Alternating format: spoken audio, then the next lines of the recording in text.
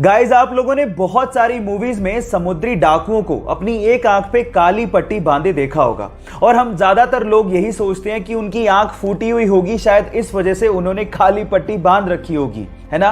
लेकिन ऐसा नहीं होता, वो उनका नाइट विजन का जुगाड़ होता है। एक्चुअली बहुत बार डाकुओं को लड़ते लड़ते जहाज के डेक में जाना पड़ता है और वहां पर बहुत ज्यादा अंधेरा होता है और हमें यह भी पता है कि उजाले से अंधेरे में जाने पर हमारी आंखों को एडजस्ट करने में समय लगता है। उसी एडजस्ट करने में लगने वाले समय को कम करने के लिए वो अपनी एक आंख पे काली पट्टी बांधते हैं ताकि जैसे ही वो अंधेरे में जाएं उसे हटाएं और उन्हें अंधेरे में दिखाई देना शुरू हो जाए।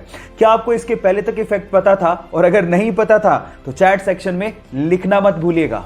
गाइस, क्या आपको पता है कि इंडिया की सबसे धीमी रफ्तार से चलने वाली ट्रेन का नाम क्या है? डोंट वरी, मैं आपको बताता हूं। सबसे धीमी रफ्तार से चलने वाली ट्रेन का नाम है मेट्टुपालयम ऊटी नीलगिरी पैसेंजर ट्रेन, जो कि मात्र 10 किलोमीटर पर आवर के हिसाब से चलती है, जो कि हमारे ही देश की सबसे फास्टेस्ट ट्रेन से लगभग 16 गुना धीमे चलती है। अब आप लोग सोच रहे होंगे कि इससे बढ़िया तो मैं पैदल ही निकल जाऊं, लेकिन ये ट्रेन इसलिए इतना धीमे चलती है क्योंकि ये ट्रेन पहाड़ों से होकर निकलती है। लेकिन जब आप इसकी सवारी करेंगे और बाहर का नजारा देखेंगे तो आप इतने मंत्रमुग्ध हो जाएंगे कि आप लोग ये शुक्र मनाएंगे कि ये ट्रेन इतना धीमे चलती है। क्या आपको इसके पहले तक इफेक्ट पता था? और अगर नहीं पता था तो चैट सेक्शन में लिखना मत भूलिएगा। रेलगाड़ी यानी कि ट्रेन हमारे देश की लाइफलाइन है, लेकिन क्या आप लोगों को पता है कि हमारे देश में सबसे लंबे रूट की ट्रेन कहां से कहां चलती है और उसका नाम क्या है? चिंता मत करिए, मैं आपको बताता हूं। उसका नाम है विवेक एक्सप्रेस, जो कि असम के डिब्रूगढ़ से कन्याकुमारी तक का सफर, जो कि 4286 किलोमीटर का है, उसे लगभग 82.5 घंटों में तय करती है।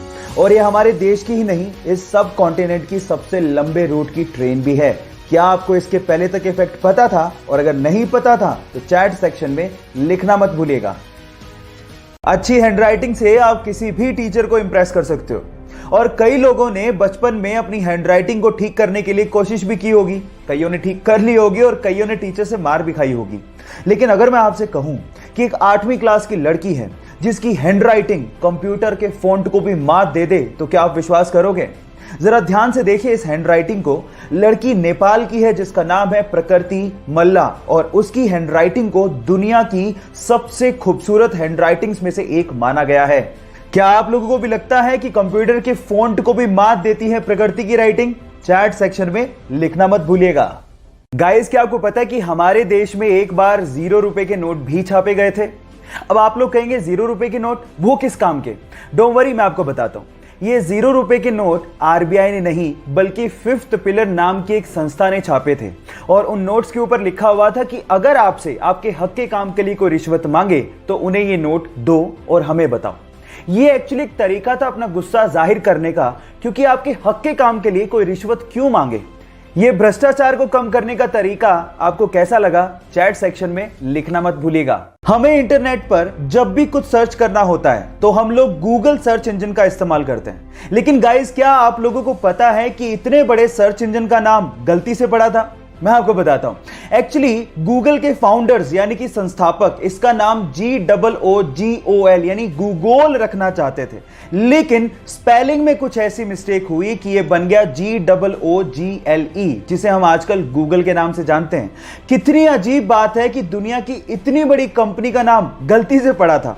क्या आप लोगों को इससे पहले तक इफेक्ट पता था? और अगर नहीं पता था तो चैट सेक्शन में लिखना मत भूलिएगा।